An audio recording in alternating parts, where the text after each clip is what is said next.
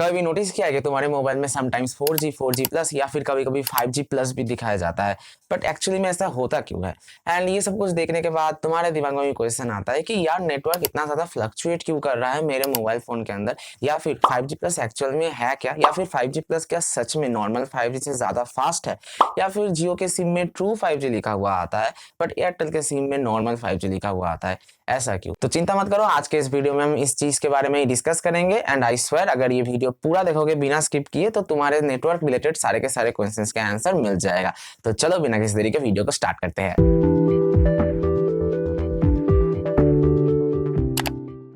देखो 4G का मतलब होता है फोर्थ जनरेशन नेटवर्क। अब इंडिया पे 4G को LTE भी कहा जाता है एंड तुम्हारे दिमाग में क्वेश्चन आ रहा होगा कि नॉर्मल 4G या फिर 4G LTE के अंदर कोई अंतर है कि दोनों सेम ही नेटवर्क है? वेल, अंतर तो होता है, आई मीन बहुत ज्यादा ही अंतर होता है।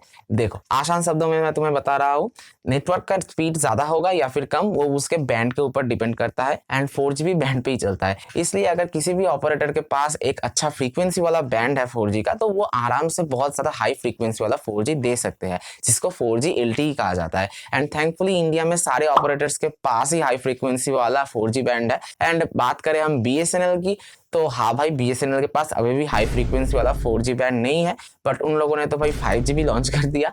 बट हाँ, अभी वो लोग इम्प्लीमेंटेशन कर रहे हैं 4G का पूरे इंडिया के अंदर, तो आई होप 2-3 साल के अंदर 4G तो आ ही जाएगा उनका हायर फ्रीक्वेंसी वाला। इसलिए तुम्हें देखने को मिलेगा कि अगर तुम BSNL का सिम ले रहे हो तो तुम्हें नॉर्मल 4G देखने को मिलता है 4G LTE की जगह, क्योंकि उनके पास हायर फ्रीक्वेंसी बैंड ही नहीं है 4G LTE देने के लिए। एंड अगर तुम major cities like Kolkata, Mumbai या फिर दिल्ली में रह रहे हो तो शायद तुम्हें BSNL के अंदर भी 4G LTE देखने को मिलेगा, इवन 5G भी देखने को मिल सकता है क्योंकि उन लोगों ने 5G रोल आउट कर दिया है। बट मैं या फिर मेजॉरिटी स्टेट की बात कर रहा हूँ, बट अब BSNL जिस स्पीड पे काम कर रहा है आई थिंक वो पहुंच जाएगा।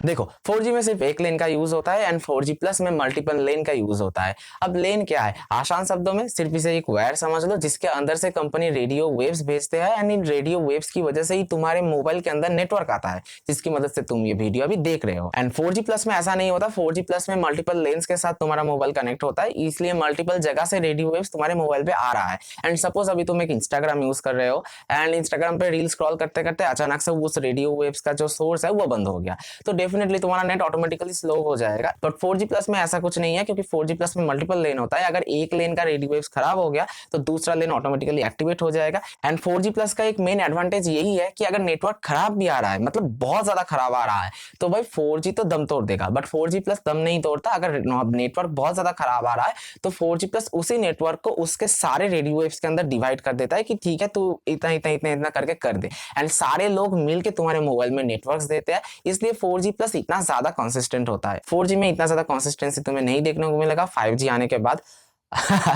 सभी लोग जानते हैं क्या हो रहा है 4G के साथ अभी 5G आने के बाद, खैर छोड़ो उसके बारे में।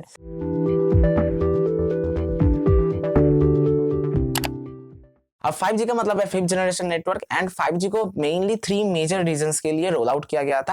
पहला है हमारा रिस्पांस टाइम को स्लो करना, दूसरा है जो नेटवर्क स्पीड है उसको फास्ट करना, एंड तीसरा जो मेन रीजन है वो है एक छोटे एरिया पे बहुत सारे डिवाइस को एक साथ कनेक्ट करना with same speed of internet data. अब ये जो लास्ट वाला बोला ना मैंने पार्ट, ये इंडिया पे नहीं है अभी भी, इसलिए हम इंडियन 5G को अभी भी ट्रू 5G नहीं कह सकते। अगर तुम विदेश से कंपेयर करोगे लाइक यूरोपियन कंट्रीज या फिर जापान, चाइना, अगर तुम चले जाओगे जापान या फिर यूरोपियन कंट्री में तो सारे जगह पे तुम्हें स्मार्ट सिटीज देखने को मिलेगा एंड वहां पर 5G यूज होता है उनके सारे के सारे जो मशीन्स होते हैं उन लोगों को कंट्रोल करने के लिए। हाँ, तुम रील पे देखते हो ना कि Japan is turning food steps into electricity, वो उस जगह पे भी AI का यूज होता है। या फिर अगर तुम ट्रैफिक सिग्नल देख रहे हो तो ट्रैफिक सिग्नल में भी AI का यूज होता है एंड ये AI इम्प्लीमेंटेशन की वजह से वहां पर नेटवर्क बहुत ज्यादा चाहिए, इसलिए वो लोग क्या यूज करते हैं, वो लोग 5G यूज करते हैं, उनका नेटवर्क का 5G। बट अगर तुम इंडियन 5G को अभी इंडियन एक स्मार्ट सिटीज में लगाओगे ना तो वो फेल हो जाएगा, क्योंकि हमारा 5G अभी भी उतना ज्यादा स्ट्रांग नहीं है। अब स्ट्रांग से मेरा मतलब नेटवर्क स्पीड नहीं है, नेटवर्क स्पीड हमारा बहुत ज्यादा अच्छा है, आई मीन लिटरली बहुत ज्यादा अच्छा है नेटवर्क स्पीड हमारा। हाँ, इनकॉन्सिस्टेंट है, हर एक जगह पे सेम लेवल का अमाउंट का स्पीड हमें नहीं देखने को मिलता, बट जिस जिस जगह पे हमें देखने को मिलता है वो बहुत ज्यादा अच्छा स्पीड देता है। The main thing is consistency. Consistent हमारा 5G बिल्कुल भी नहीं है, पहली बात। दूसरी बात, अगर 3-4 डिवाइस के साथ एक ही चीज को कनेक्ट कर दोगे तो वो बहुत ज्यादा इनकॉन्सिस्टेंट हो जाता है, एंड ये इनकॉन्सिस्टेंसी तो भाई स्मार्ट सिटीज में नहीं चलेगा ना।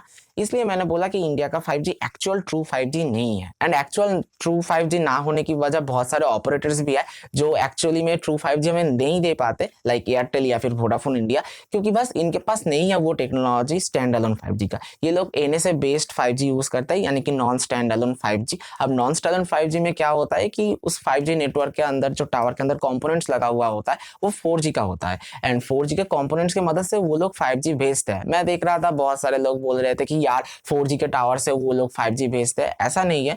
उन लोगों ने 5G को ही लेवल अप किया है उस टावर के अंदर, बट उस टावर के अंदर 50% कंपोनेंट्स अभी भी 4G के हैं। अब भाई 5G का अगर कंपोनेंट्स ही नहीं होगा तो 5G कैसे देंगे वो लोग, क्या यार। बट जियो इस मामले में सबसे ज्यादा आगे है।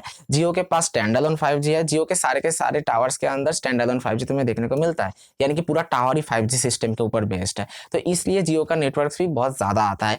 अब मैं ऑनलाइन पे अक्सर देखता हूँ कोई एयरटेल को गाली देता है तो कोई जियो को गाली देता है। तो भाई देखो, ऐसे हम डिफाइन नहीं कर सकते कि जियो अच्छा है या फिर एयरटेल अच्छा है। देखो तुम्हारे एरिया पे सपोज एक टावर है एंड तुम्हारे एरिया पे बहुत ज्यादा पॉपुलेशन है, तो वो एक टावर उतना ज्यादा हाई डेंसिटी वाला पॉपुलेशन को कवर नहीं कर सकता, तो इसलिए भाई नेटवर्क ऑटोमेटिकली स्लो हो जाता है। इसलिए मेजर सिटीज में बहुत सारे टावर्स को लगाया जाता है। मैं जिस एरिया पे रहता हूँ यहाँ पर जियो से ज्यादा एयरटेल अच्छे तरीके से काम करता है, इसलिए भाई एयरटेल का नेटवर्क स्पीड भी जियो से अच्छा है। एंड मैं एक चीज तुमको रिकमेंड करूंगा, अगर तुम्हारे पास सैमसंग का मोबाइल है तो जियो का सिम मत लो, एयरटेल का सिम यूज करो।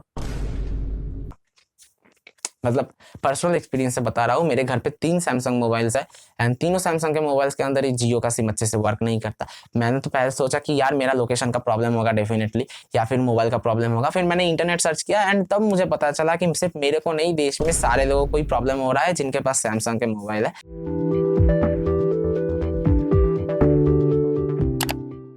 अब 5G प्लस क्या है इसके बारे में ज्यादा नहीं बोलूंगा। देखो 5G प्लस एक्चुअली में 5G का ही अपग्रेडेड वर्जन है डेफिनेटली, एंड 5G प्लस को ही एक्चुअली ट्रू 5G कहा जाता है। 5G को ट्रू 5G नहीं कहा जाता। इट्स लाइक मैंने बोला ना कि ट्रू 4G जो होता है उसको 4G LTE कहा जाता है, जो कि नॉर्मल 4G से ज्यादा फास्ट होता है।